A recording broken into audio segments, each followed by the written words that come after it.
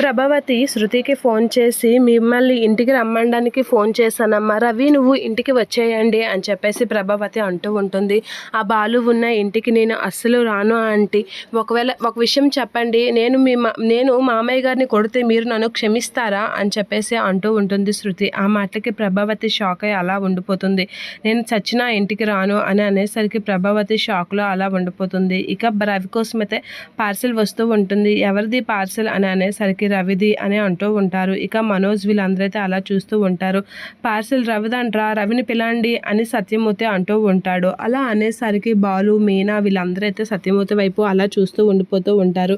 ఏంట్రా అలా చూస్తున్నారు అని అనేసరికి, అవును కదా రవి ఇక్కడ లేడు అని చెప్పేసి చాలా బాధపడుతూ ఉంటాడు రవి విషయంలో సత్యమూర్తి. అలా బాధపడేసరికి, ఏంటి రవి వచ్చాడా అని ప్రభావతి అంటూ ఉంటుంది. లేదమ్మా, రవి పేరు మీద పార్సిల్ వచ్చింది అని అనేసరికి ప్రభావతి అయితే పార్సిలా అని చెప్పేసి బాధపడుతూ అలా చూస్తూ ఉంటుంది. ఇక వీడెళ్ళి శృతి వాళ్ళ నాన్నకి సారీ చెప్తే మేబీ పంపిస్తారేమో రవిని శృతిని అని చెప్పేసి మనోజ్ అంటూ ఉంటాడు.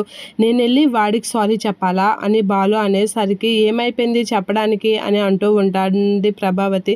ఎలా అయినా సరే నువ్వు నా చిన్న కొడుకు చిన్న కోడల్ని తీసుకురావాలి, నువ్వు ఏది చేస్తావో నాకు అనవసరం, బాలు నా ఇంట్లో ఉండాలి అని ప్రభావతి గట్టిగా చెప్తూ ఉంటుంది బాలుతో. ఇక సత్యమూర్తి అయితే ఏం మాట్లాడకుండా అలా చూస్తూ ఉంటాడు. ఇక బాలు అయితే ఏం చేయాలో అర్థం కాక అలా తలదించుకొని ఉంటాడు ప్రభావతి మాటలకి.